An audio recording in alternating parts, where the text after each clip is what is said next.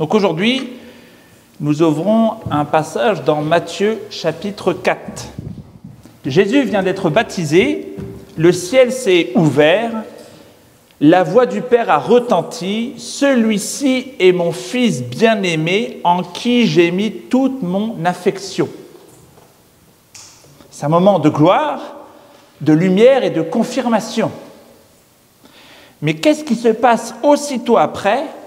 Il n'y a pas de trône. Il y a un désert. Et ce n'est pas un accident. Nous allons le lire dans peu de temps. L'Esprit de Dieu lui-même conduit Jésus dans le désert pour y être tenté par le diable. Quel mystère! Dieu conduit son Fils bien-aimé droit dans l'épreuve. Pourquoi? Parce que le désert, dans les Saintes Écritures, est comme une salle d'examen, un lieu de vérité, un champ de bataille. Et dans ce passage, nous allons voir Jésus-Christ affronter Satan, non dans sa toute-puissance, mais dans sa faiblesse du jeune. Et c'est là que nous allons comprendre qui il est, pourquoi il est venu, et comment nous pouvons tenir nous aussi dans le jour de l'épreuve. Matthieu veut nous montrer que Jésus-Christ est le Fils d'Israël, le vrai, le fidèle. Donc notre parcours va se produire en 3 étapes.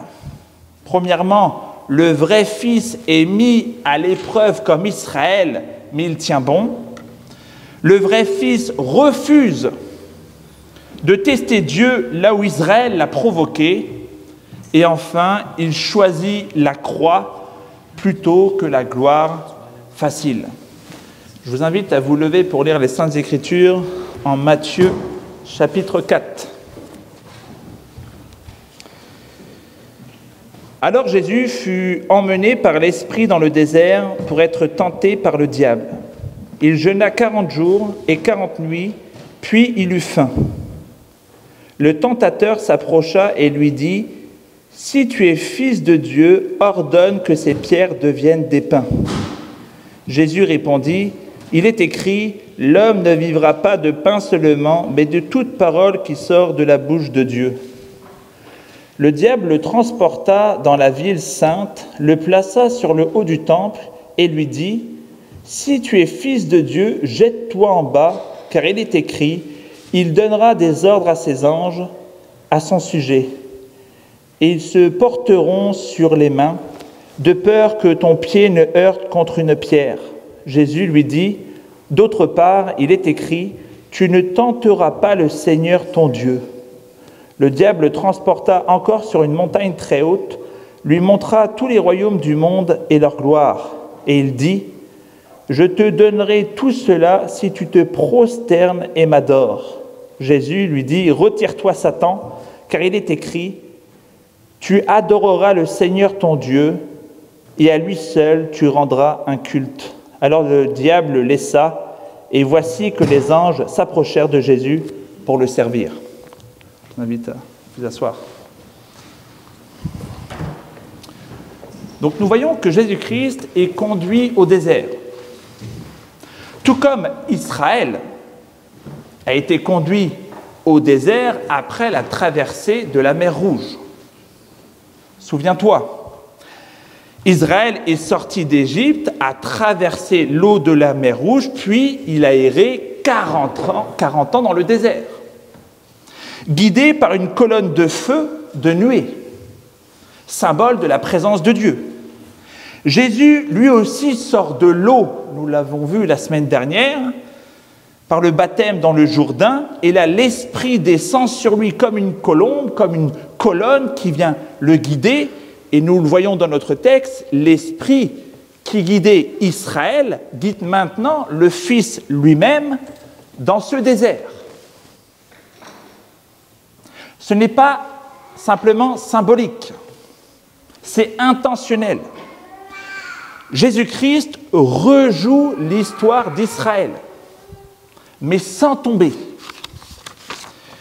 Israël a murmuré il a mis Dieu à l'épreuve, il a fabriqué un veau d'or dans le désert, il a tourné le dos à celui qui l'avait sauvé. Mais Jésus, lui, restera fidèle. Et nous voyons également dans le texte qu'une question peut nous traverser. Nous voyons que Dieu éprouve et que le diable tente. Le diable tente pour détruire. Il veut ta chute. Il veut ton doute. Il veut ta révolte. Il se nourrit de ta désobéissance. C'est sa joie de nous voir désobéir au Père. Mais Dieu ne tente jamais dans ce but. Il éprouve pour faire ressortir ce qu'il y a dans ton cœur. Comme Moïse l'a dit dans le désert, le Seigneur t'a conduit dans le désert pour t'humilier, t'éprouver et savoir ce qu'il y avait dans ton cœur. Deutéronome 8, 2. C'est assez intéressant. Dans la lecture du jour, on n'était pas très loin. Et également dans la lecture interactive, il y avait comme un rebond sur ce que nous avions vu la semaine dernière. Et aujourd'hui encore, Dieu agit ainsi. Dieu retire parfois des soutiens visibles dans notre vie. Un emploi qui s'effondre, des prières qui sont sans réponse, un mariage qui peut être en tension, un enfant qui est difficile à gérer, une longue attente par rapport à quelque chose de précis dans notre vie. Et là, au lieu d'un jardin merveilleux, c'est le désert. Et ce désert est l'atelier de Dieu, un lieu de purification. Ce n'est pas nouveau. Dieu a créé Adam, puis a laissé le serpent venir. Il a délivré Israël, puis les a exposés à la soif et à la faim dans le désert. Aujourd'hui, le Père remplit Jésus de l'Esprit Saint, puis l'envoie droit vers le diable. C'est le texte qui nous le dit, on ne peut pas changer le texte. Donc la question, c'est pourquoi ? Pas pour faire tomber, mais pour forger un peuple fidèle, pour que son Fils triomphe et que nous soyons couverts par sa victoire. Nous le voyons dans la première tentation qui touche le pain. Satan s'attaque à sa survie. Si tu es fils de Dieu, fais que ces pierres deviennent du pain. Donc on voit que Jésus-Christ ne discute pas, il répond par l'Écriture. L'homme ne vivra pas de pain seulement, mais de toute parole qui sort de la bouche de Dieu. Ce verset vient directement du désert dans Deutéronome 8, 3. Moïse disait « Il t'a fait souffrir de la faim, il t'a nourri de la manne pour t'apprendre que l'homme ne vit pas seulement de pain, mais de tout ce qui sort de la bouche de l'Éternel. » Israël n'a pas retenu la leçon. Il a eu la manne en Exode 16, mais il n'a pas eu la foi. Dieu lui donnait chaque jour le pain du ciel, mais Israël continuait de murmurer, à douter, à exiger encore plus de preuves. Et le vrai problème dans cette attitude, ce n'était pas la faim, c'était l'incrédulité. Ce n'était pas le manque de pain, mais c'était le manque de confiance dans l'Éternel. Et maintenant, face à la même tension, face à la même tentation, il faut comprendre que Jésus-Christ revit comme cette scène dans le désert de l'Ancien Testament. Et lui, face à cette même tentation que le peuple a vécue dans le désert, Jésus refuse de répéter cette erreur. Il a faim, il est faible, mais il ne murmure pas. Il refuse de créer même sa propre manne. Et c'est là toute la beauté de ce combat. là où Israël a échoué, a chuté, le vrai Fils reste debout. Là où Adam a tendu la main, Jésus recule devant la convoitise. Et là où toi et moi, nous pouvons échouer souvent, Jésus triomphe. Et ce que le Père a fait avec Israël dans le désert, et avec Jésus face à Satan, il le fait encore aujourd'hui avec tous ses fils et ses filles.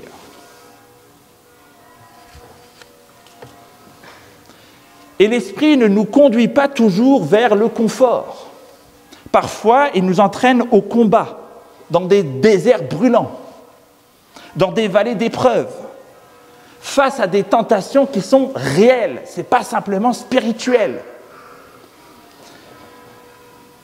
La question se pose à nous, Église du Christ, quelle est ta tentation aujourd'hui? Quelle serait ta tentation dans ta vie de tous les jours? Celle qui crie après le Père. Et sache que ce n'est pas pour nous briser, c'est pour nous affermir. Cette tentation pointe un problème spécifique dans notre vie. Et il veut nous retirer cette aiguille en nous pressant pour nous affermir, pour nous former, pour nous préparer.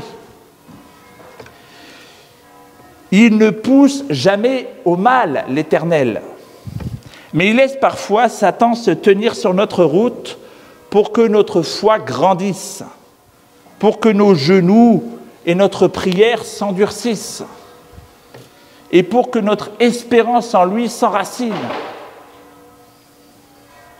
Ce n'est pas une trahison de son amour, c'est sa pédagogie d'amour d'un père vis-à-vis d'un fils. Voilà pourquoi Dieu conduit ses enfants au désert. Alors ne murmurons pas. Ce n'est pas l'absence de Dieu, c'est souvent qu'il est au plus proche et il veut parler à ton cœur. Comme il le dit dans Osée 2,14, c'est pourquoi je veux l'attirer, la conduire au désert et je parlerai à son cœur. Et juste après cet épisode dans Exode chapitre 16 avec la manne, il y a juste après, chronologiquement, Exode 17. Et Exode 17, c'est Massa. Quand l'eau vient à manquer, Israël recommence à murmurer et va aller jusqu'à mettre Dieu à l'épreuve. C'est à cette scène que Jésus fait référence dans la deuxième tentation. Est-ce mal de vouloir que Dieu se manifeste? A priori, non. Mais ça devient problématique si c'est pour le mettre à l'épreuve. La deuxième tentation, cette fois, le diable va aller encore plus loin. Il cite les Saintes Écritures. Satan amène Jésus au sommet du temple, au cœur du symbole religieux d'Israël, et lui dit « Jette-toi en bas, car il est écrit, il donnera ordre à ses anges de te garder, ils te porteront sur leurs mains. » Donc Satan cite l'Écriture, mais il en tord le sens. Il prend un psaume de confiance pour inciter Jésus à provoquer le Père. Il veut forcer la main du Père à manipuler la promesse de Dieu.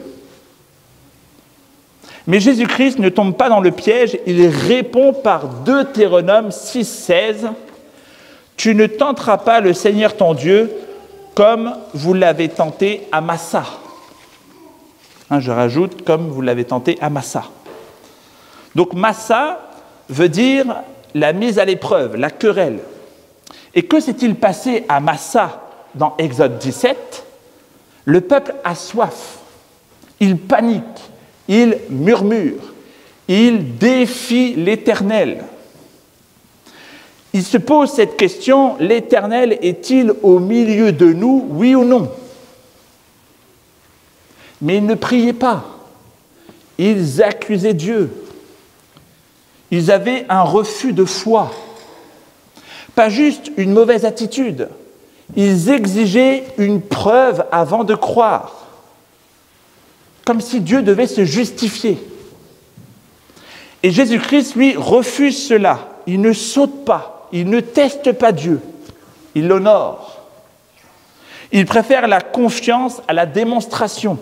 Il choisit le silence confiant de la foi plutôt que des cris désespérés du doute. Et c'est une leçon pour nous aussi. Parfois, nous voulons forcer Dieu à nous prouver qu'il est là. Si tu m'aimes, fais ceci. Si tu existes, montre-le-moi. Mais la foi véritable ne manipule pas l'Éternel. Elle se soumet quand même tout semble vide en plein milieu d'un désert. Ainsi, frères et sœurs, quand tu es suspendu au-dessus du vide par une expérience de vie ou une situation difficile, quand tu te sens abandonné, quand Dieu te semble silencieux, souviens-toi, le Fils ne saute pas dans le vide, il s'appuie sur la parole de Dieu, sur sa parole. Mais aussi nous voyons une malice qu'a le diable et les ennemis de la parole de Dieu de citer l'Écriture sans jamais avoir l'Esprit de Dieu en eux. Donc nous voyons qu'il ne saute pas pour que toi, quand tu tombes, tu puisses être relevé. Et ce triomphe, il va encore l'affirmer une dernière fois face à la tentation ultime. Et je ne sais pas si vous remarquez dans les épreuves qu'il y a un crescendo de tentation. Pas simplement en intensité, mais même dans l'espace. On voit qu'il commence dans le désert, ensuite il arrive au temple, et ensuite il arrive sur une montagne. Et c'est important de comprendre cela, et je crois qu'il y a quelque chose à saisir de cette tentation qui est liée au temple. Cette deuxième tentation, elle arrive au moment où Satan le place au-dessus du temple. Et ça m'a fait réfléchir. C'est une tentation du pouvoir religieux. Utiliser la parole contre Dieu. Et ça, c'est le cœur du libéralisme théologique, ou même de l'hérésie de tous les temps. Ils citent la Bible pour la neutraliser. Ils utilisent la parole contre Dieu. Ils prennent l'Écriture pour justifier leur rébellion.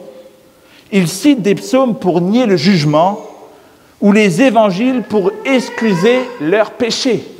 C'est quelque chose de très à la mode. D'utiliser les évangiles pour comme excuser son péché. Et on ne parle plus de la croix. Parce que qui dit croix dit repentance. Ils disent comme Satan, il est écrit, mais c'est pour se placer au-dessus de Dieu, plutôt que de se soumettre à lui. Ainsi, nous pouvons le dire avec la plus grande des compassions, afin qu'ils se réveillent et dire malheur à eux. Ils disent, il est écrit, mais c'est pour détruire ce qui est écrit.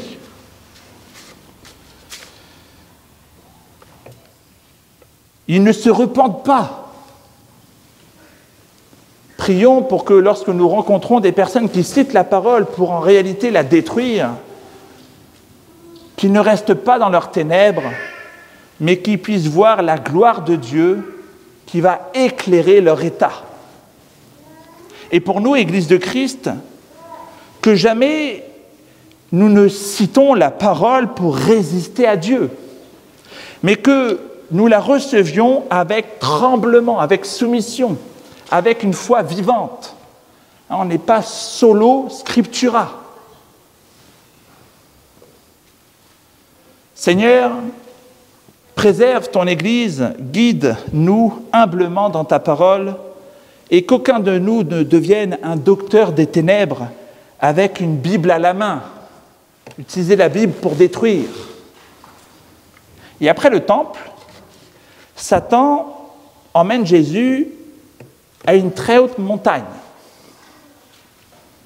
Et peu de temps après Exode 17, on a vu, il y avait une chronologie dans l'Ancien Testament, Exode 16, Exode 17. Et qu'est-ce qui se passe après Exode 17 dans l'Ancien Testament? Moïse monte au Sinaï pour recevoir la loi de Dieu. Et l'événement majeur qui arrive ensuite, c'est le veau d'or. C'est une adoration vis-à-vis de quelqu'un qui n'est pas Dieu. Voilà la dernière tentation. Cette fois, Satan jette son masque. Il n'essaye plus de tordre la foi, il promet directement le pouvoir. Il montre à Jésus tous les royaumes du monde et dit « Je te donnerai tout cela si tu te prosternes devant moi. » C'est l'offre d'un raccourci, une couronne sans la croix, un règne sans souffrance, une gloire sans passer par la mort. Et c'est ce qui nous rappelle ce moment terrible d'Exode 32 avec la scène du veau d'or. Moïse tarde sur la montagne, le peuple n'attend plus, il veut un Dieu visible, manipulable, rapide, immédiat.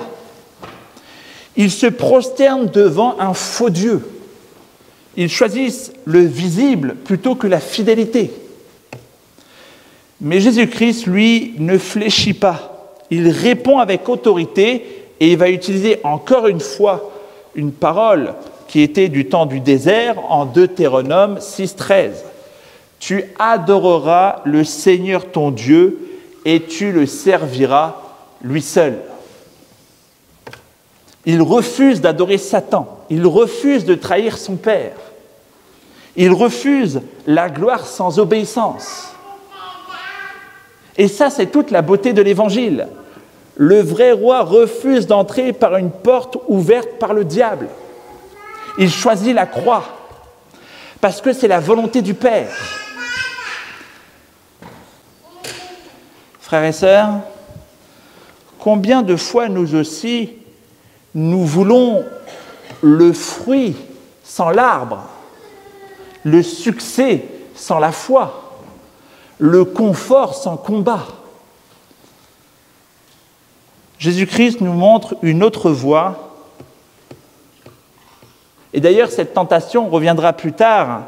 Satan va tenter Jésus-Christ jusqu'à la croix à travers des personnes qui le détestent. Vous savez, lorsqu'il est à la croix, Jésus-Christ, on lui pose cette question, « Si tu es le Fils de Dieu, descends de la croix. » Donc nous voyons que c'est la même voie, c'est le même défi. C'est les mêmes paroles que le diable avait placées dans ce désert. Les enfants de Satan utilisent le même procédé.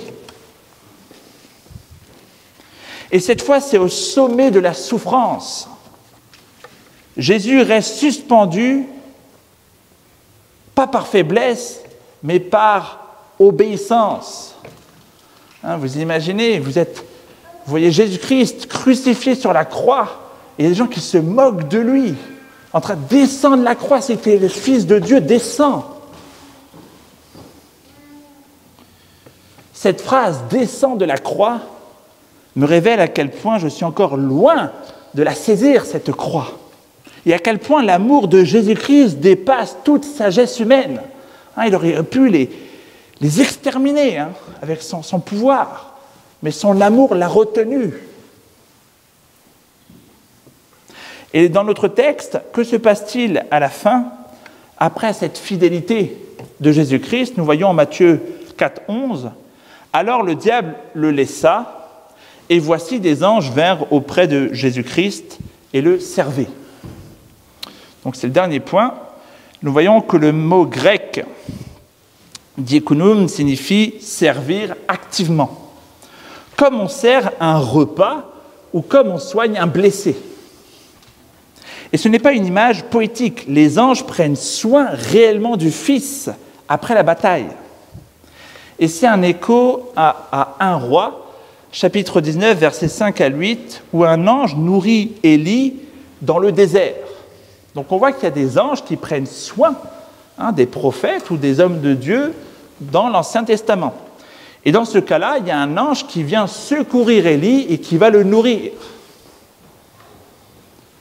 Il était dans l'épuisement. Donc nous voyons que les anges viennent à la suite de l'épreuve, ils arrivent après la fidélité au moment voulu par Dieu. Et ce n'est pas que pour Jésus-Christ, ou ce n'est pas que pour Élie. Il nous est dit dans Hébreux 1, 14, « Ne sont-ils pas tous des esprits au service de Dieu, envoyés pour exercer un ministère en faveur de ceux qui doivent hériter le salut ?» Donc l'Éternel envoie des anges pour secourir ses élus, pour servir ses élus. Oui, les anges viennent nous servir nous aussi, quand le Père le décide. Et c'est bien de l'avoir en tête. C'est pas parce que, des fois, il y a toutes sortes de dérives, dans toutes sortes de mondes un peu mystiques, qu'on doit nier le fait que des anges existent, que Satan existe. Donc nous voyons qu'après l'épreuve arrive cette fidélité, qu'il y a une promesse, qu'il y a une consolation et qu'il y a une espérance à travers ces anges qui viennent aider, du moins servir Jésus-Christ. Donc en conclusion, dans le désert, Jésus-Christ, il a gagné. Il y a eu 3 tentations, 3 réponses tirées des Saintes Écritures et 3 victoires. Là où Adam a chuté dans un jardin de délices, Jésus-Christ a tenu bon dans un désert de pierre. Là où Israël a murmuré, testé Dieu et adoré le veau d'or, Jésus-Christ a jeûné, il a obéi, il a adoré Dieu seul. C'est notre roi, notre frère, mais surtout notre sauveur. Il a remporté la victoire que nous n'aurions jamais pu gagner et maintenant il marche avec nous quand c'est à notre tour d'être tentés. Alors oui, parfois l'Esprit Saint nous conduit nous aussi dans nos déserts. On peut y connaître une faim spirituelle, une solitude, le doute.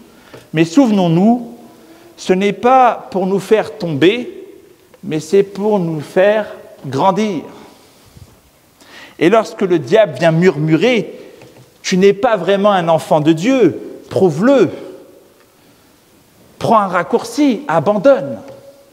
Répondons comme Jésus-Christ, l'homme ne vivra pas de pain seulement, tu ne tenteras pas le Seigneur ton Dieu, tu adoreras le Seigneur ton Dieu et tu le serviras lui seul.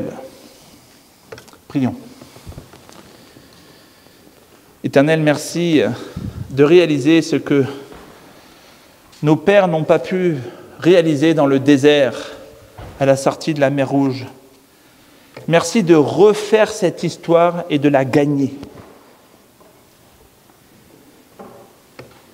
Et aide également ton Église, mes frères et sœurs qui pourraient être tentés dans ce désert.